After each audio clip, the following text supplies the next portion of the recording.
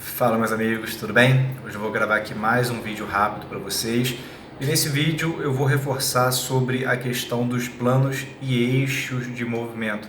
Eu tenho até outros vídeos no canal falando sobre essa questão, mas como é um assunto que geralmente gera muitas dúvidas para estudantes e profissionais, eu vou reforçar essa questão.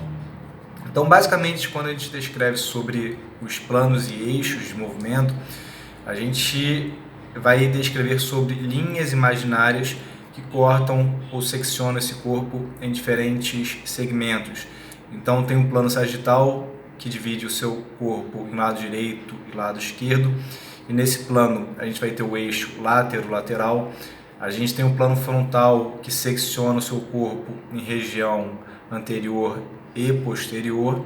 E a gente vai ter o eixo antero-posterior. E a gente tem o plano transversal, que vai cortar o seu corpo região superior e região inferior, e a gente vai ter o eixo transversal. Então, até aí, tudo bem, as pessoas sabem que o plano sagital corta em lado esquerdo e lado direito, o plano frontal em região anterior e posterior, e o transversal secciona em região superior e região inferior.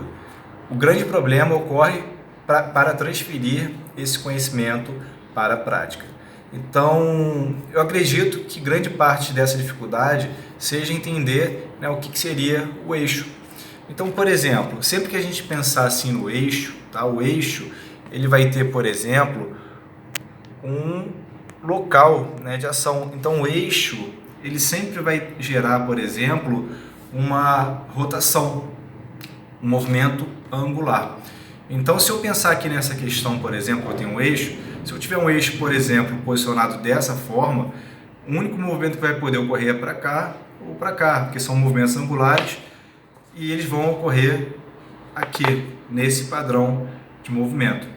Então, vamos supor que eu esteja descrevendo sobre o plano sagital. Eu disse para vocês que o plano sagital ele vai seccionar o corpo em lado direito, e lado esquerdo, e a gente vai ter o eixo látero-lateral. Então, se eu disse, por exemplo, que é um eixo látero-lateral, o eixo ele vai estar posicionado dessa forma aqui. Então, aqui vai estar o eixo.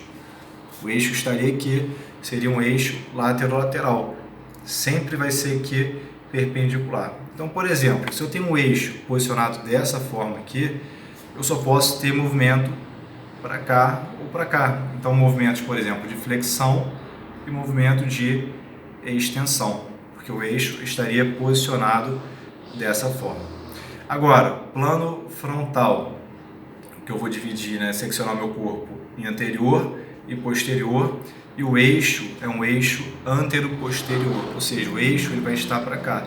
Então, se eu tenho um eixo antero-posterior, ele pode girar para cá ou ele pode girar para lá através desse movimento angular. Então, movimentos de abdução e movimento de adução. Então, o eixo vai estar rodando para cá. Agora, plano transversal, que eu secciono meu corpo em superior e inferior, e o eixo, como eu disse, é um eixo longitudinal. Então, o eixo vai estar aqui. O eixo vai estar aqui, eu vou permitir movimentos para cá ou para cá, que são os movimentos de rotação.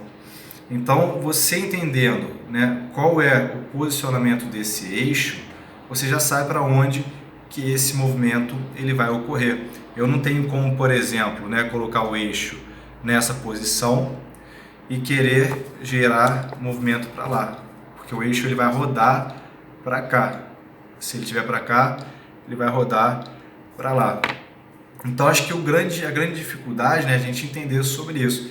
Então, o eixo látero-lateral ele vai estar aqui. Então, eu rodo para lá ou rodo para cá. Flexão ou extensão. O eixo antero-posterior ele vai estar aqui. Então, eu rodo para lá ou rodo para cá. E o eixo longitudinal ele vai estar aqui. Eu rodo para cá ou rodo para cá. As rotações, por exemplo, rotação interna, rotação externa.